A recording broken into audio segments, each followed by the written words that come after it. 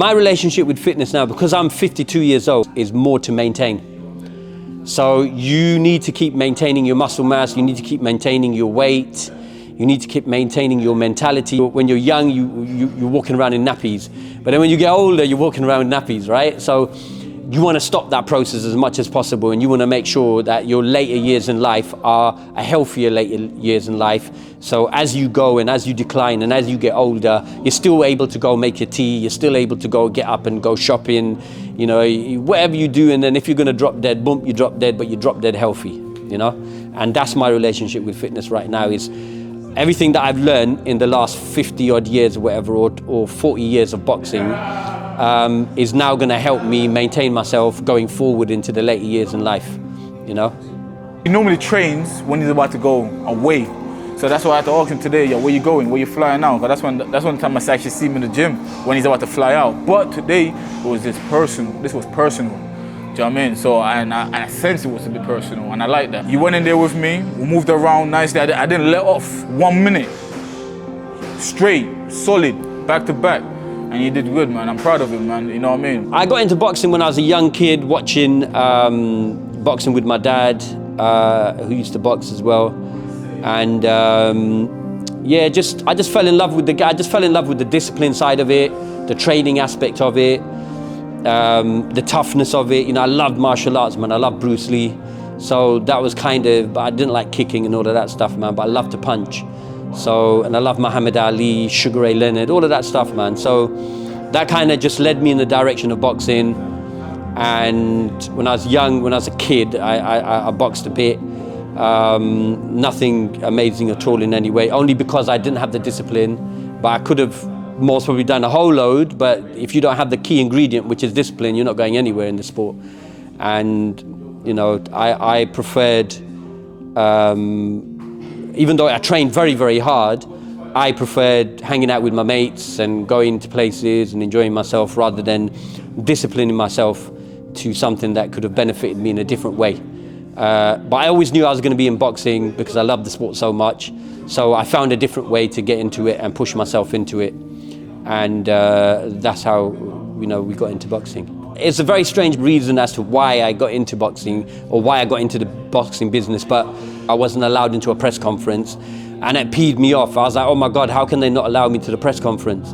Like, I've come all this way to America and and I said, you know what, man, I'm gonna create my own promotion. I'm gonna create my own this. And that was like a weird thing that happened. That's what kind of sparked.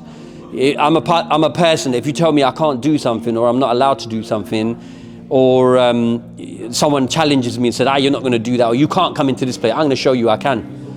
And then sometimes it's a bad thing because then you push yourself and you do stuff where you say, I shouldn't have started this, man. And so with boxing, I started something that I can't, you know, that I can't get out of. I'm stuck in it now. Not that it's a bad thing, but it's something that I need to finish. Ali is strong, you know, but I feel like he knows when to offload, but he gets tired. But he hasn't done padding a long time, and don't forget, like, he's trying to bring up his age. I don't give a toss how old you are. Do you understand? You're strong for him. You're strong for that age. You just need to be consistent with it, and that's what I want from him. But he did very well. Yeah, it was good. It was intensive. He knows what he's doing, so he knows how to motivate you, push you, and he knows what it takes. So he's been there before, so that kind of helps as well. Where you think, well, this guy's only taken to a certain place that he's been before. So you're not with someone that hasn't been there.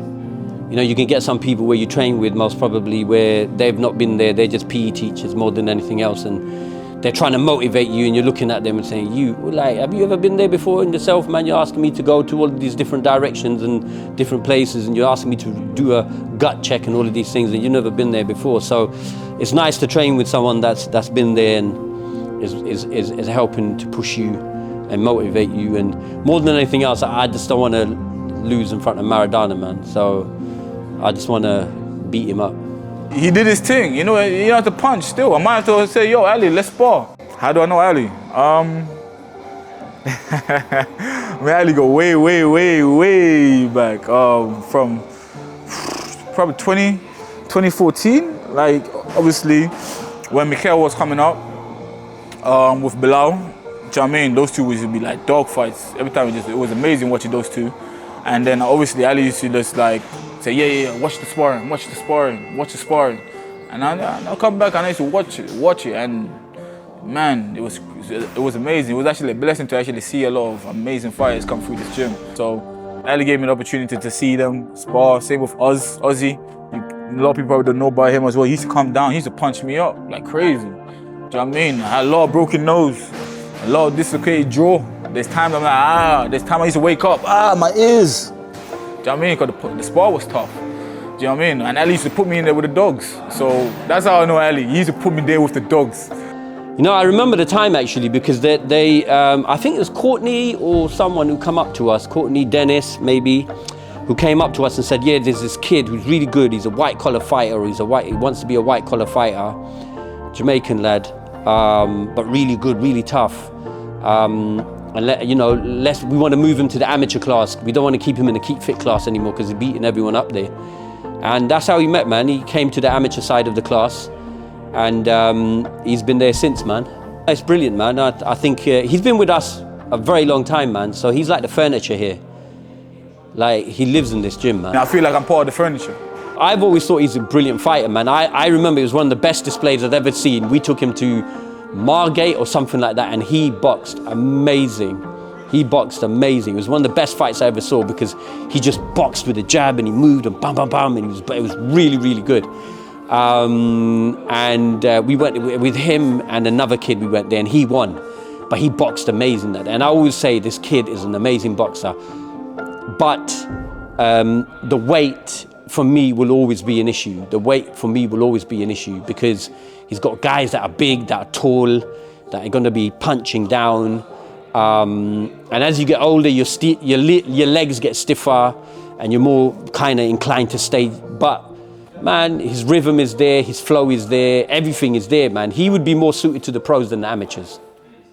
I've kind of taken a step back, other than Issam, from professional boxing, only because it's a very tough sport, and the best thing that you can do when you get older, the best thing you can do is kind of choose which directions you do and which directions you don't. And boxing is one of them sports that if you're in it, you have to understand that you're going to get shot at, you're going to get beat at, you're going to get spat at, you know, you're going to get robbed, you're going to get everything that's going to happen to you.